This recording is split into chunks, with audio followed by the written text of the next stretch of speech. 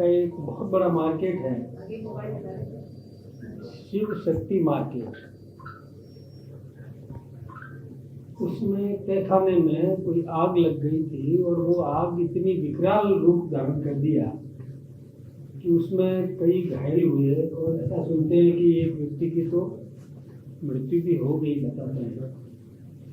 और उसमें पूरा मार्केट जिसमें लगभग मतलब सैकड़ों उसमें दुकानें हैं, बहुत बड़ा मार्केट है, मल्टी स्टोरी मार्केट है। वो आज तक उसके अंदर घुसने की स्थिति नहीं। आग में काबू पाने की पूरी कोशिश की गई, भरसक कोशिश की गई। सेफ्टी मेजर्स जो थे वो चूंकि पहले से बार बार इसका प्रयोग करना चाहिए, बिना किसी घटना के भी उसको चला करके देखना चाहिए था। स्थानीय स्तर पर वो एक निजी मार्केट है और उनकी निजी व्यवस्था है और वहाँ उन्होंने जो उपकरण चालू होने चाहिए थे कोशिश तो की, लेकिन वो चालू नहीं हुए। इसके कारण से आग पर तत्काल काबू नहीं पाया जा सका और बहुत बड़ा नुकसान हो गया। मैं सोचता हूँ कि आंकलन तो पूरा बाद में आएगा सबके सामने, लगभग 1500 करोड़ रुपए का नुकसान हुआ और जो भवन है उसमें भी बहुत क्षति हुई है। उसके सरिये गर्म होकर के फट गए, ऐसी स्थिति वहां पर बनी है। वैसे कहीं पर भी किसी भी क्षेत्र में दुनिया में कहीं भी ऐसा कोई हादसा होता है तो हमको बहुत दुख होता है। हम सभी सूरत की इस घटना से भी बहुत दुखी हैं और विशेष रूप से उस मार्केट के अंदर राजस्थान के सर्वाधिक व्यापारी हैं, जिसमें अपने चूरू, सीकर, झुंझुनू से लेकर के और पाली, जालोर, सिरोही, जोधपुर, बाड़मेर, उदयपुर, राजसमंद, भीलवाड़ा, इस क्षेत्र के व्यापारी बहुत अधिक मात्रा में हैं। उनकी साड़ियाँ, करोड़ों रुपए की कीमत की साड़ियाँ उसमें जल गई। यहाँ तक कि कईयों के कैश में राशि भी होती है वो भी जल गई, सारा रिकॉर्ड जल गया। सबसे बड़ी बात तो ये है कि जो रिकॉर्ड होता है जिसमें वो दुनिया भर के क्षेत्रों में माल बेचते हैं, कई उधारी रह जाती है जिससे कि रिकवरी कर पाना। अब जब रिकॉर्ड जल गया तो मैं ये नहीं कहता कि लोग अपना मन बदल देंगे, लेकिन फिर भी रिकवरी में उनको बहुत जोर है। तो इसके लिए हमारे राजस्थान के सम्मानीय मुख्यमंत्री आदरणीय भजन लाल जी शर्मा ने भी आज अपने अन्य कार्यक्रमों को छोड़कर और सूरत जाने का निर्णय किया है। वो खुद भी सूरत, वैसे उन्होंने पहले प्रोग्राम रात को ही तय कर दिया था, रात को मेरी भी उनसे बात हुई थी। तो गुजरात के सम्मानीय मुख्यमंत्री जी से उन्होंने चर्चा की, हिंदुस्तान के सम्मानीय प्रधानमंत्री जी से चर्चा की और वो आज खुद भी और सूरत जाएंगे। वहाँ पहुंचकर जो गुजरात सरकार की तरफ से जो सहयोग दिला सकते हैं वो प्रयास करेंगे और ज़रूरत पड़ी तो हम भी, हमारी सरकार भी और सहयोग करने के लिए तत्पर है। हमारे भाइयों को संभालना, हमारे अप्रवासी राजस्थानियों को संबल देने का काम इस समय बहुत आवश्यक है। तो मैंने आज आप सबको भी तकलीफ इसीलिए दी कि आप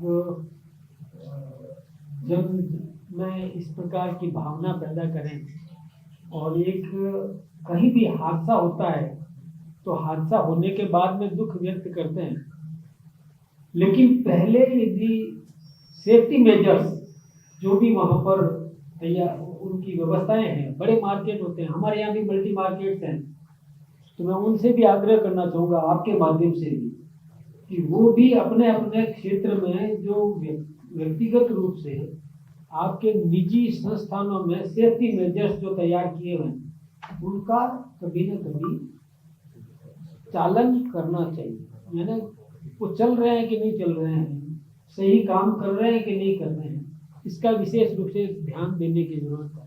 अदरवाइज जब जरूरत पड़ती है उस समय वो चलते नहीं है तो हेल्पलेस हो जाते हैं।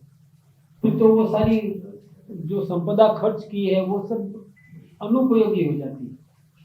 तो मेरा तो यही कहना है कि एक तो जो हादसा हुआ उस पर हम बहुत दुखी हैं, राजस्थान की जनता भी दुखी है, और सहयोग के लिए जो हमें करना है हम करेंगे। गुजरात सरकार से, केंद्र सरकार से जो आग्रह करेंगे कि वो भी इसमें भावनाओं को ध्यान में रखते हुए और सहयोग करें।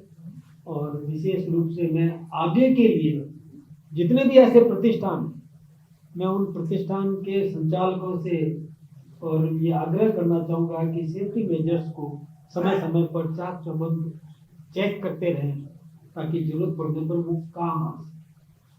आपको फिर से बहुत बहुत धन्यवाद। अभी भी अशोक गहलोत कह रहे हैं कि टैबलेट को लेकर उन्होंने सवाल उठाया है कि राज्य सरकार गेहूं की फैसले लगातार आती है, क्योंकि स्मार्टफोन की मोबाइल तो अभी तक बंद नहीं है।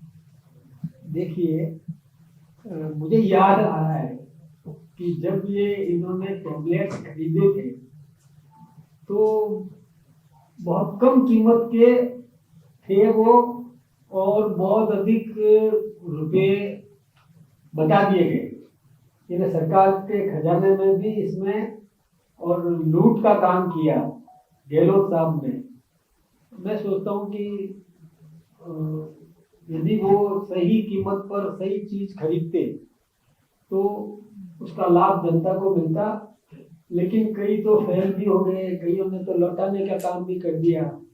ऐसे ऐसे सस्ते और वो खरीद करके और अधिक सरकारी धन का दुरुपयोग किया। मेरा रुपया अधिक लगाया, बिल बड़े बनवाए। तो ऐसे काम हम नहीं करते। हम काम करेंगे जनहित के और उपयोग में आ सके सही तरीके से, ऐसे ही काम होगा। सर, आपने आग्रह किया कि जो सेफ्टी मेजर्स है उनका ध्यान रखा जाए, सरकार से भी कहेंगे तो इस तरह का अभियान तो चले राजस्थान में। आपने सही बात कही, बहुत सही सवाल आपने उठाया।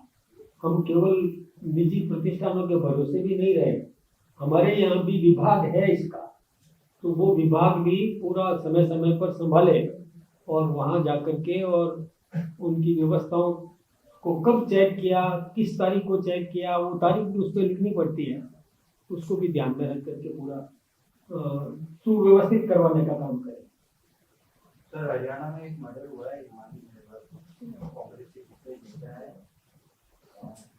राज्य सरकार सुरक्षा व्यवस्था है, कानून व्यवस्था, उन पर सवाल भी उठना है। और हालांकि उनकी मां ने एक आरोपी लगाए कि कांग्रेस के दिग्गज नेता भी इसमें शामिल हो गए। ये दुर्भाग्यपूर्ण है यदि मतलब कोई भी नेता इसमें यदि सम्मिलित है तो बड़ी चिंता की बात है। और जो भी अन्वेषण होगा, जांच में इसे सामने आएगा और उसमें कानून का काम करेगा। किरोड़ीलाल जी को जो बंगला आवंटित हुआ था, सरकार ने रखा है कि सरकार ने वो बंगले का आवंटन दिया। मेरी जानकारी में नहीं है। मतलब अग्निशमन के जो यंत्र है इनको सालाना वो कंपनी है वो रिफिल करती है और चेक करवाती है, लेकिन ये दुर्घटनाएं जो होती है मुख्य कारण होता है कि भवन निर्माण में सेटबैक नहीं छोड़ा जाता या फायर एनओसी नहीं दी जाती, और इसकी कई बार शिकायतें आती है, स्पेशली डीएफपी में इसकी शिकायत आती है भवन निर्माण, लेकिन सरकार कार्रवाई नहीं करती। तो इस बार क्या योजना है, क्योंकि घटना होने के बाद में सभी कोई चिंतित है। बात सही है, ये भी सेफ्टी मेजर्स में आता है कि उसमें फायर ब्रिगेड जा सके, फायर की व्यवस्थाएं हो सके, अंदर जो आपने कैसे फायर को रोकने का किया है वो सब चीजें इसमें सेफ्टी मेजर्स में आता है। सेटबैक छोड़ना भी उसी सेफ्टी मेजर्स में ही माना जाता है, इसमें कहीं लापरवाही नहीं होनी चाहिए। हम विभागों को भी चाक चौबंद करेंगे। मुझे परीक्षा के दौरान जनेऊ, मंगलसूत्र और अन्य चीजें उठवा लेते हैं, जबकि उनसे नकल का भी संभावना कम होती है, फिर भी केवल एक सनातन धर्म का सवाल मुझे तो बीजेपी का क्या स्टैंड है कि इस तरह के बंद होने चाहिए या जारी रखने चाहिए, क्या ये एक प्रकार से अति कहना चाहिए, इसको शब्द प्रयोग करें कि जो कोई भी बहुत मतलब परंपरा से भी हट करके बहुत ज्यादा जागरूक अपने आप को शो करने का जो काम करते हैं, ये ठीक बात नहीं है। क्या किससे नकल होती है, किससे क्या होता है, ये तो अकल उसकी भी काम करनी चाहिए जो अधिकारी वहां लगा हुआ है। मैं सोचता हूँ कि ऐसा जिसने भी किया है उसको सजा तो दी गई है, और भविष्य में भी ध्यान रखेंगे बाकी लोग भी, ऐसा काम नहीं करना चाहिए। किसी की भावनाओं को ठेस पहुंचाने का काम नहीं करें।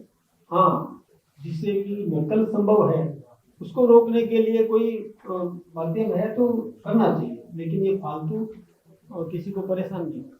और सर, अगर प्रशासन पर जो दबाव बनाया जाता है वो आपने सरकार के द्वारा ही बनाया जाता है कि अगर नकल हो जाती है तो फिर एक्शन उन्हीं पे आता है। अगर उन्होंने ऐसा किया है फिर भी एक्शन उन्हीं पे आया है। नहीं, मैं एक बात बताऊँ, जनेऊ से क्या नकल करें? मतलब जनेऊ एक धागा होता है जो शरीर के साथ चिपका होता है, बाहर नहीं होता। उसको अंदर से निकाल करके कोई देखेगा क्या इसमें? मतलब वो तो शरीर से चिपका होता है, ये अति है। इसको अति शब्द प्रयोग करेंगे कि मतलब बहुत ज्यादा जागरूकता शो करने का काम किया, ये भी ठीक नहीं है। हाँ, किसी में से नकल उतार की जा सकती हो, ऐसा कोई भी उपकरण है तो उसको रोकना चाहिए।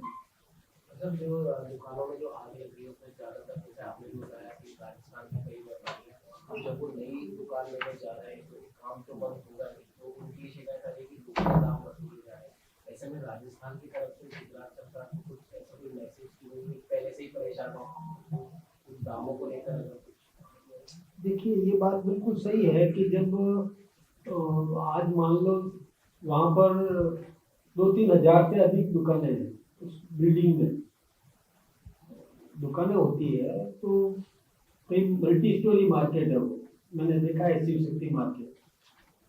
तो अब वो एकदम से उनको व्यापार तो अपना चलाना ही है, कोई अपने घर से चलाएगा, कोई और कोई दूसरी दुकान ढूंढेगा। ये तो भवन जब फिर से कब बनेगा, कब तैयार होगा, मालिक है वो उस भवन के, दुकानें खरीदी हुई है तो वापस उनको मिलेगी तो सही।